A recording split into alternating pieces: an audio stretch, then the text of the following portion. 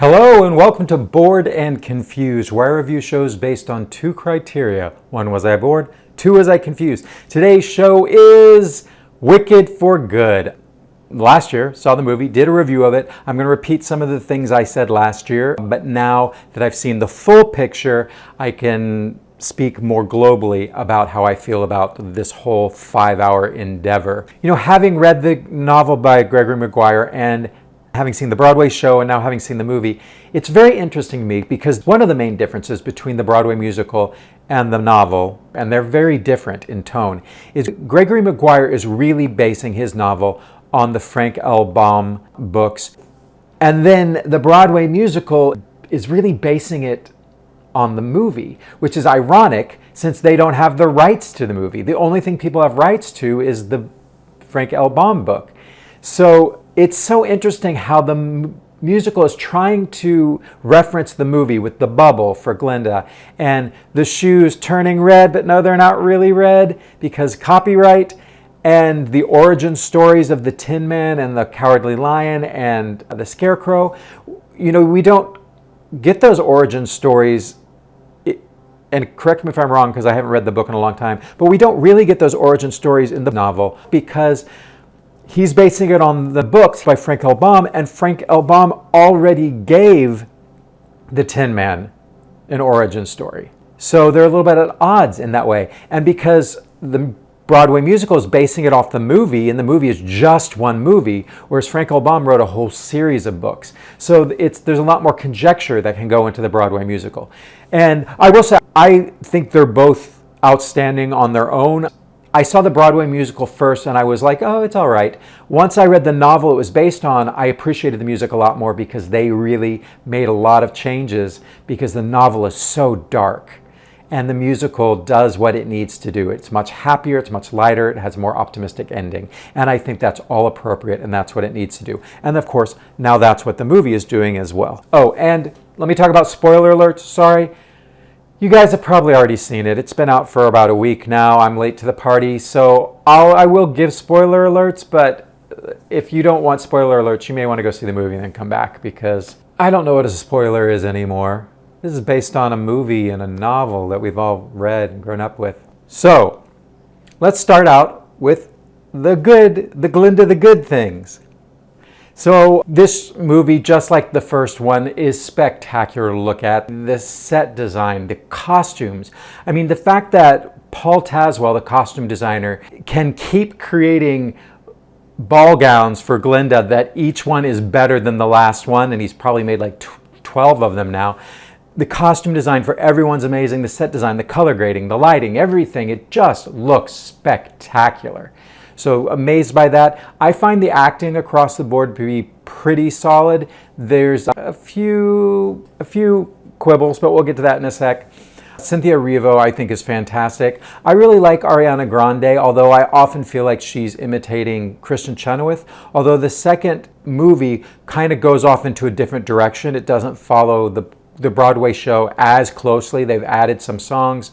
So it does give her an opportunity to make choices on her own that don't remind me of Kristin Chenoweth's performance. Bach, I think, is great. Nessarose, all those characters are great. I absolutely love Jeff Goldblum as the wizard. He makes the most out of what little screen time he has, whether he's humming a little song to himself, as he dances around, the way he delivers his lines. You're like, is he gonna say the line? Or is he, you don't know. You're like, what's he doing?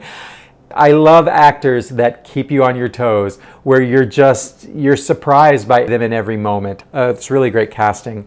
I think Jonathan Bailey as Fiyero is great. I also feel like he's kind of underused in the second movie. Vocally, everyone sounds amazing, especially Ariana Grande comes out in that song about thank goodness and couldn't be happier. That whole montage, she flipping up into her head voice.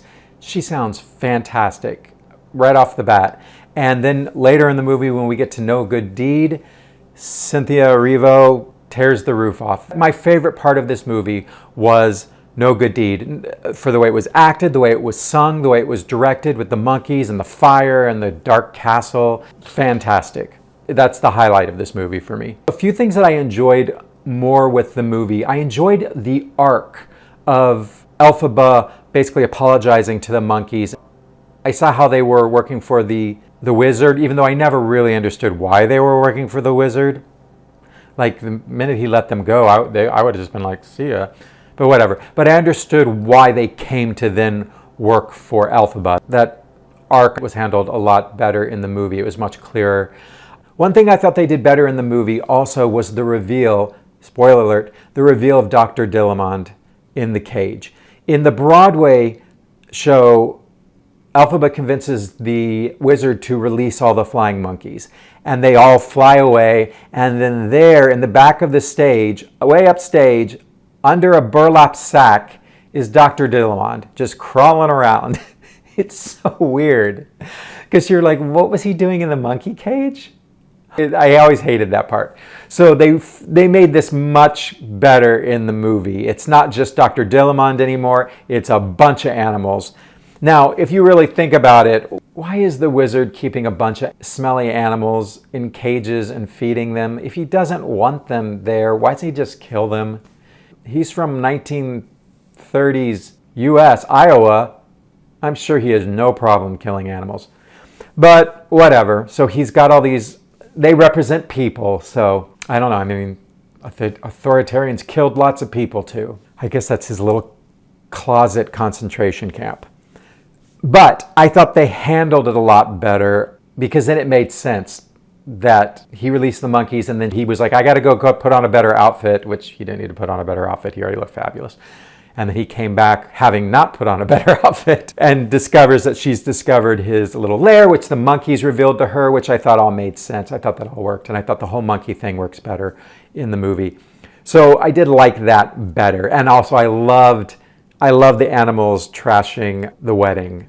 That was actually great because not only is Elphaba stealing Glinda's husband, but she's trashing his wedding. So I thought that was really great. They did not need to have Madame Morrible do a faceplant in the cake, but that was a little slapstick for my taste. Also little things like there was a moment where like Bach sees that Glinda is going to be married in this magazine. It's just little things that helped us understand the inner motivations of that. Oh, Bach wants to go find Glinda, and that's what made him think he's got to do it now. It gave a little more immediacy. There's little touches that in the movie that I really enjoyed. Okay, so I'm starting out with my positives and negatives. I'm kind of being a little nitpicky. They're more the smaller things. I'm going to get into the global stuff in a second. If you want to get to the global stuff, skip ahead in the time code. All right. So dialects are strange in this movie to me.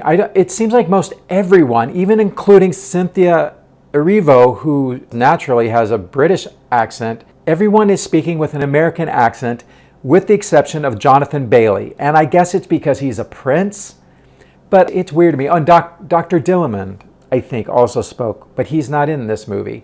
So it just struck me. I was like, there's only one guy. Is there someone else? Comment below if someone else has an accent. And then the other accent is Michelle Yeoh, who is the only person who has an accent that sounds like they are from another place. It's just a little weird because it feels like she's not from Oz. And I also feel like for someone who's a master manipulator, the way that she has to kind of concentrate on her enunciation and make sure she says the words right because, English is not her native language, it made it hard for me to believe that she is this master manipulator. And also because of the direction and acting choices. For example, whenever she's dealing with Glinda, she's so over Glinda. She's just rolling her eyes and going, I can't stand this girl. And the fact that Glinda doesn't seem to notice it is so confusing for me. As an actor, if one of the actors is giving me such disdain, I would have to react to it. So I just find for someone who's supposed to be so good at manipulating, and because in many ways, Madame Morrible is the true villain of the movie, right? One of the biggest issues I have with both movies, but especially the second movie, is just the pacing. This is based on a 2.5-hour musical. Maybe it's even shorter if you include the intermission. And they've doubled the running time, more than doubled it. And they spend so much time on some parts that really we don't need. They love to spend time on the backstory of Elphaba as a little girl, and then they do the same thing because I guess they wanted to make it equal Elphaba got her childhood memory in the first movie, so they have to give Glinda this one. But I found that scene of Glinda being a little girl getting a wand for her birthday, oh, poor little rich girl. And it's so heavy-handed when her mom like leans down and says, it's okay that you can't do magic. Everyone likes you, honey. It's just, we already know all of this about Glinda. None of this is new information, and it's unnecessary to me. And it's so heavy-handed. Both of the movies have a lot of heavy-handedness where they're really trying to hit the themes home. And we're like, okay, we get it. Yes, the animals are the Jews. We get it. We get the authoritarian references. And they're not just the Jews. They're also the immigrants. And they're also any group that authoritarians have used to scapegoat them and get people on their side. So speaking of the pacing, I'm so thankful that they cut out the song Sentimental Man. I'm glad it's cut. If it's not cut, let me know, but I think it is. But they replaced one ballad with not one, but two new ballads. One for Glinda and one for Elphaba. And as I think most people will agree, they're not as strong as the other songs in the show, and they're also not necessary. They're not really telling us things that we don't know. And again, I felt like with Glinda, she's having this moment where she's looking in the bubble and seeing her reflection. We did the same thing in the first movie with Elphaba looking in the mirror and seeing her reflection as a young girl. It's just like, okay, we're trying to beef up Glinda's role because this is really a sister girl power movie. And Cynthia's new ballad of A Little Bit of Home, which I think has the lyric, no place like home. I don't know why they didn't call it that. But this whole idea that the animals have dug a hole under the yellow brick road. I don't know why it has to be under the yellow brick road. There's like a hole that goes to the movie Beetlejuice where the sandworms are. It's some like desert scape. And that they're escaping Oz to go live in the desert. Okay. I was like, you're setting that up now? Okay. Didn't know that was an option. So I didn't love that. And then she sings that song and I was like, we don't need this song, throw it away. Oh, another little nitpick. The Cowardly Lion, he was escaping. He was running away because he's a coward. He was running away with all the other animals, but then somehow he didn't. And then he's there for Dorothy to meet. Here's a just a nitpick. There's a couple of places where I didn't like the way the direction was handled of the songs. One of them is when we have the compilation of Thank Goodness and I Couldn't Be Happier. And I think they've been put together in a different way than they are in the musical, which I didn't mind. I thought it actually worked great. But there's a moment where Fiero's not behaving the way Glinda wants him to when she lets him know they're getting married, surprise. And so they go behind out of the view of everybody and they have a little discussion and Fiero's like leaving. And then she comes back in front of the audience and then everything slows down for a second. But then they show the audience and some were moving in slow motion and some weren't. So I don't know if extras weren't doing what they were supposed to. So for a second I was like, what's going on? And then I was like, oh, it's like she's in her mind, but she's singing to these people. And that's used a lot in the theater. The lights shift, everyone freezes, and we know that they're in their mind singing their thoughts. It's a common trope, but it really pulled me out of the movie when I saw this. It made me think of, oh, I see what the director's doing, especially when she had just was by herself out of their view. She could have sung this moment to herself and then come out and sung to the people for the end. I found that as weird. I don't know. What did you think?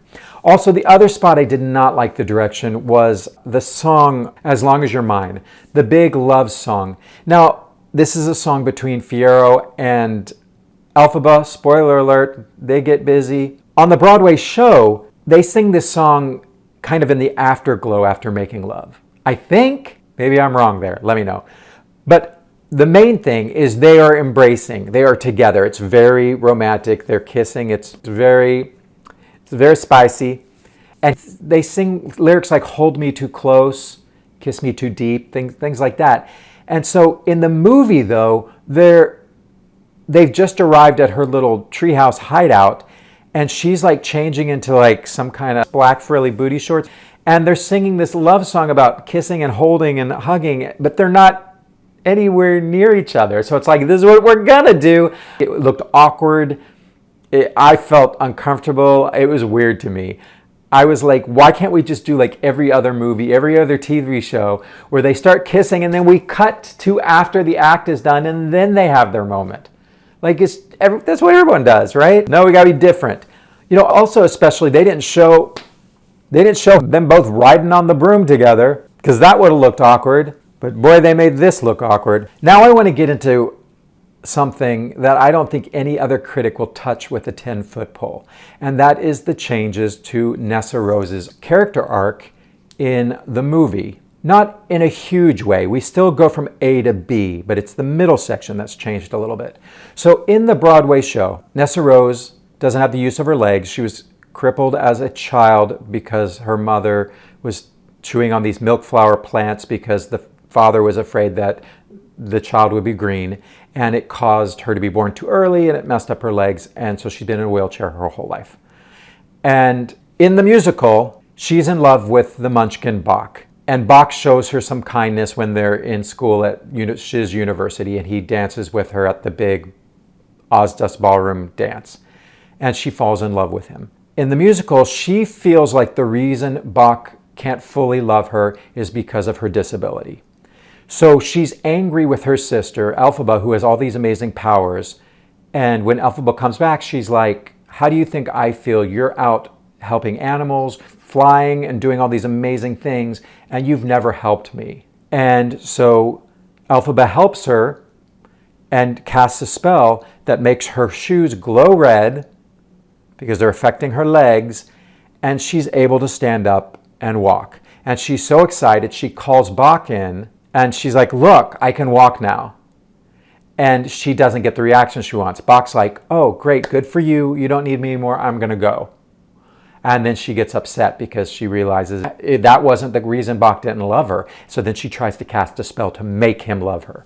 So to me, dramatically, that all made sense. Now, they changed it for the movie, and I understand why they changed it. I had to do a little research to understand why they changed this. It confused me because it's okay for Elphaba to say, I want to see the wizard to change my skin so I'm not green anymore, but it's not okay for Nessarose to say, I want someone to give me the ability to walk and to heal these legs. I can't really explain the difference between it, but I did read about it and it did make sense at the time. But I understand that the reason is, if historically disabled people were not often portrayed as people who needed to be fixed, then I think we would be in a much better place to have a character who could feel that the fact that she doesn't walk is the reason she can't find love. But because historically it seems to be a trope, I understand why people feel uncomfortable perpetuating that kind of stereotype. Totally get it. So I get why they changed. So what they changed it to, you've seen the movie, you know, when Elphaba shows up, she says, you've been helping everyone else. Why can't you help me? And Elphaba's like, what do you want? She's like, I want to feel like I did that night that Bach danced with me. And for me, I was like, so you want drugs? It's like, that's what you want, magic? You just want to feel good for a second? And then she makes her fly, so that I was like, well, you can make her fly, you can make her walk. But anyhow, and then the burning shoes glowing red didn't really make sense to me, because I was like, why are the shoes turning red if you're giving her a memory? Shouldn't her head burn? It just dramatically didn't make as much sense to me. So that it doesn't mess up the movie really, because we still end with the same arc for Nessarose. It just is portraying Nessarose as a character who is fine with being in a wheelchair. And I don't know why she doesn't think Bach doesn't love her, because at least that was the reason why. I don't know. Or maybe it's a surprise to her in this moment that Bach doesn't love her. I don't know. I just found it didn't work as well narratively. I don't know if they found the best solution in that scene. But I understand why they changed it. Okay, come at me in the comments if I hurt anybody's feelings, and I will apologize. Not my intention. One little nitpick that I'm sure you all agree with: why can't we just have red shoes? I know they're copywritten, but this movie is so blatantly copying the 1939 MGM movie. At every turn, it's copying it. The only place it's not copying it is the red shoes. Is that the only thing that's copywritten in the movie? Red shoes? Couldn't they have just made them orange? Or instead of ruby red, could they have made them scarlet red? Could they made them burnt sienna? Could they have made them jazzberry jam? That's a color. It's a crayon color.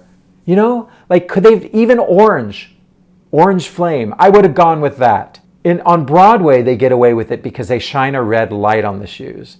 And then I don't think we ever see Dorothy wearing the shoes afterward. So then you don't have the problem. But this one has shots. We don't see Dorothy's face, but we see her feet.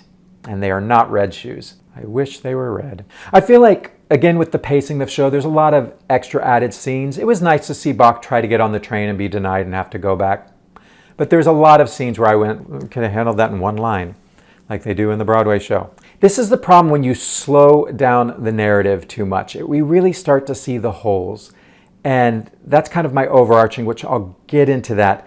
The whole moment, like from when they start, As Long As You're Mine, the love scene was awkward, and then she gets the vision of the house. He made love with Elphaba. She went off to do the house. He was like, let me come with you. She's like, no.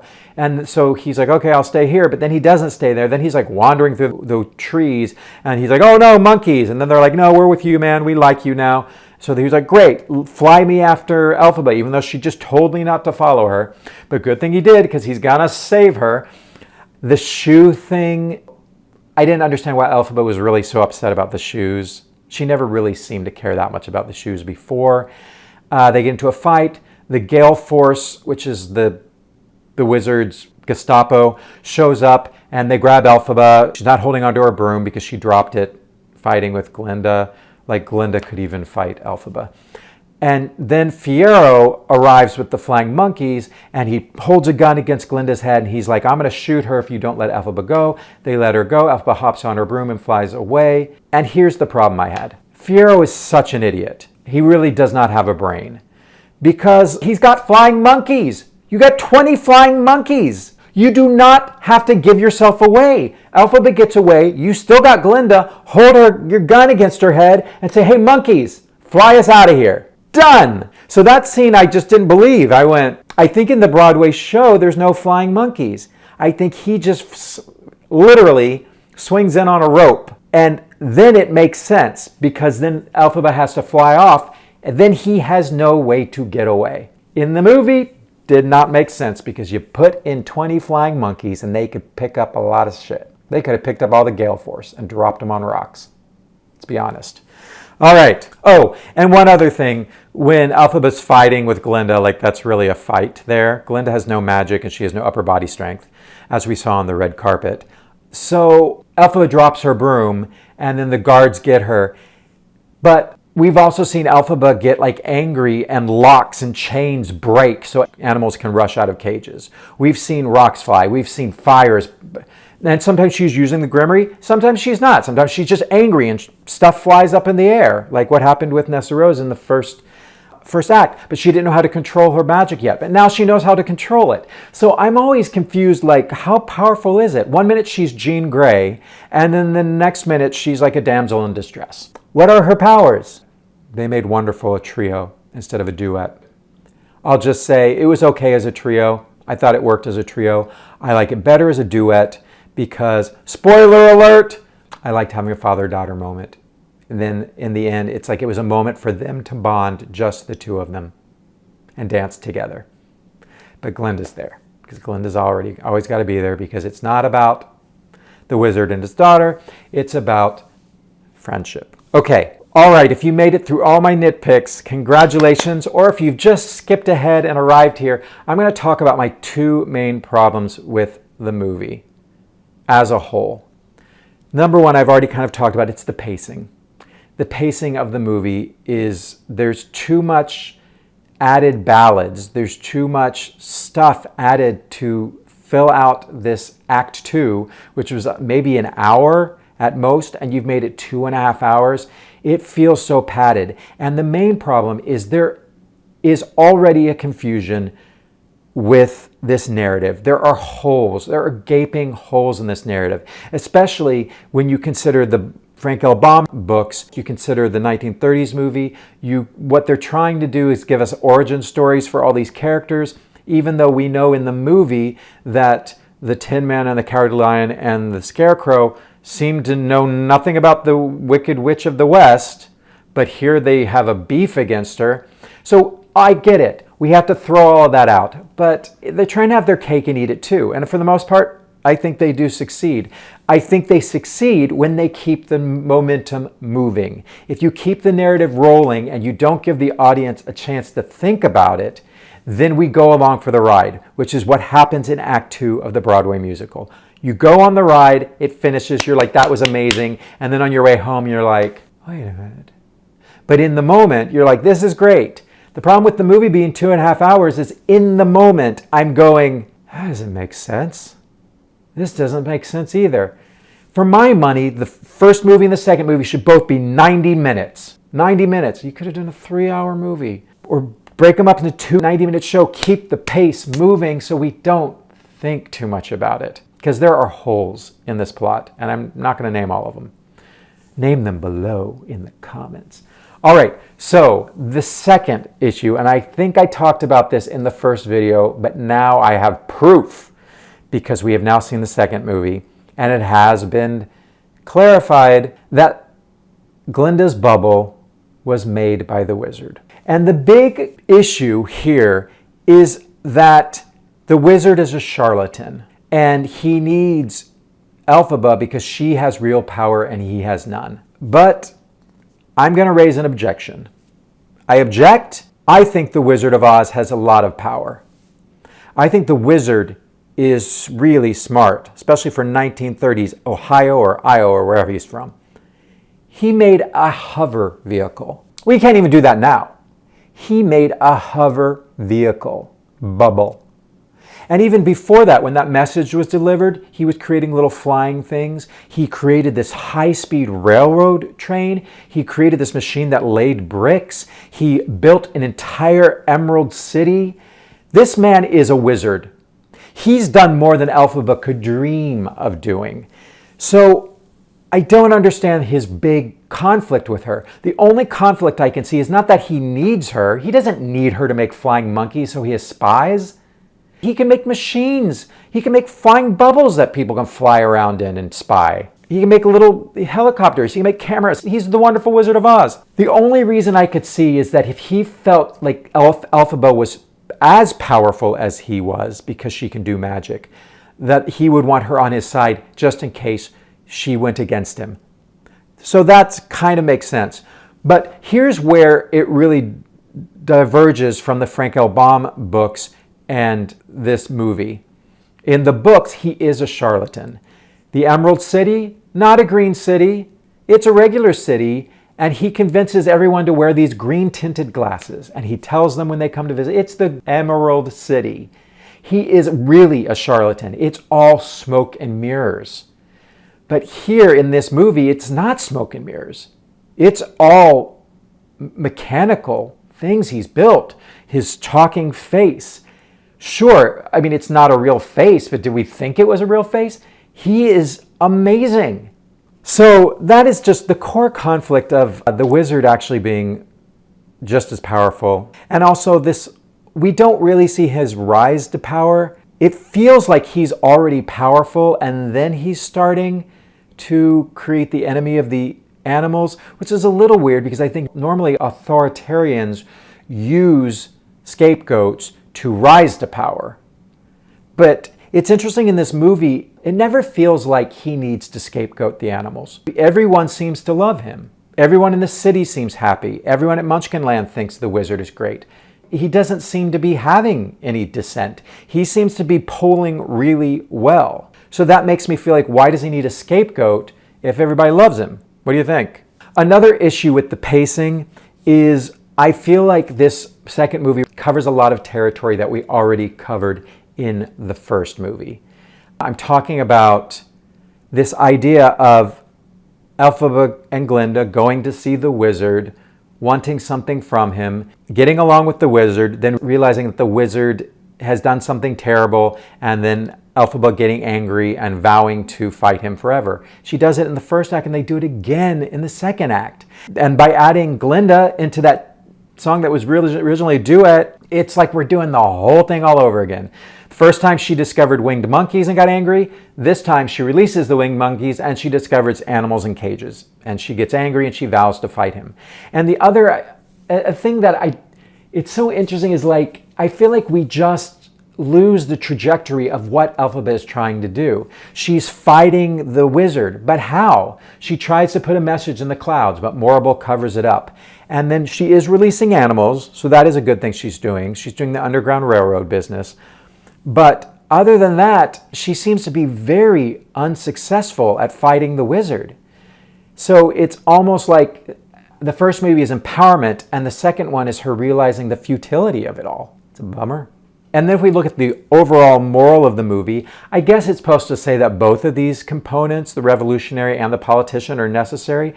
But the lesson I take away is that if you want to fight authoritarianism, you should pretend like you're part of it and go along with it until you see an opportunity to turn it around. That's a crazy thing to say, because I feel like right now, that's what a lot of politicians are doing, is that they're going along with something that they know is wrong.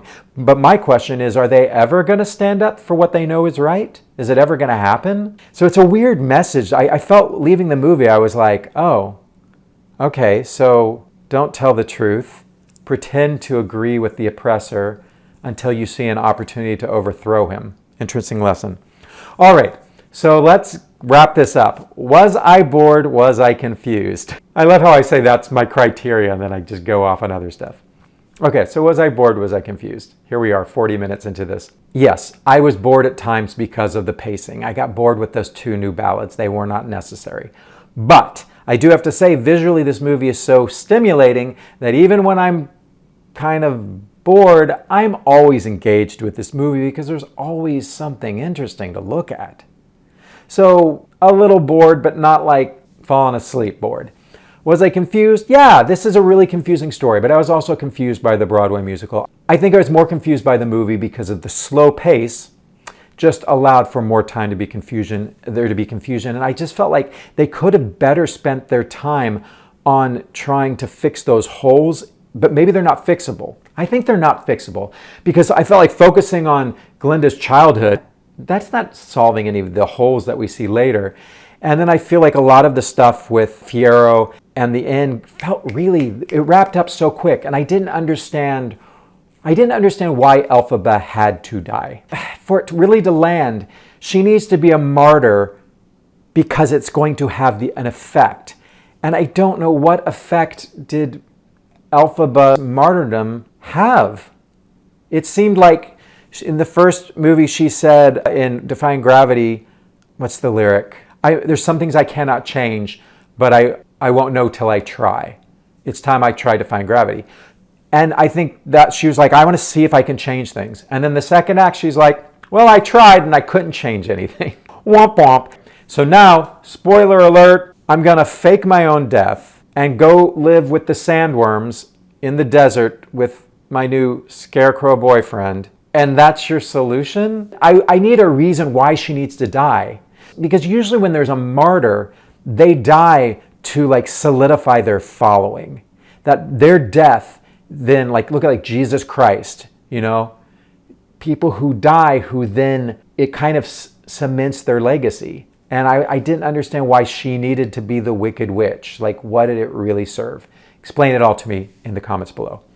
So yeah, I'm just confused a lot by this movie. But am I glad I saw it? Of course. I wasn't going to miss it. I didn't run out to see the first showing of it, but I wanted to see it. I'm glad I saw it. I don't know. I might watch it again at some point. I'm not itching to watch it again, but visually it is stunning. So, look, this isn't like a Broadway show. You can watch this movie, you cannot. You can wait till it comes out on DVD. If you have any interest in watching this movie, you've probably already seen it. So, Wicked for Good, enjoyable time. Glad they made the movie. Is it perfect? No, but neither is the Broadway show. And it made some things better and it made some things worse. So, hey, that's life. Thank you so much for listening to this long ramble. I appreciate it very much. And let me know if there's other movies and other things you'd like me to ramble about. I'm more than happy to sit in front of my green screen and just go off. Bye.